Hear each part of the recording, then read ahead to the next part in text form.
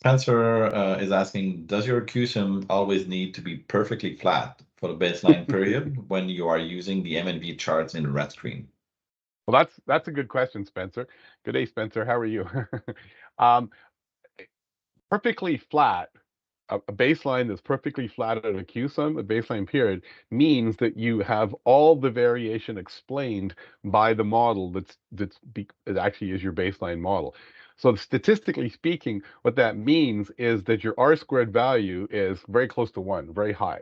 So ideally, yes, you want a baseline model with a high R squared value, okay? But you also have to keep an eye on the other statistics like the T ratio, making sure that all the variables you've included deserve to be in the equation. And the other one that's important from the point of view of the precision of the result or the amount of uncertainty in the result is the CVRMSE. You want to make sure that number, well, it depends on who you talk to, but I like to see it below 10%.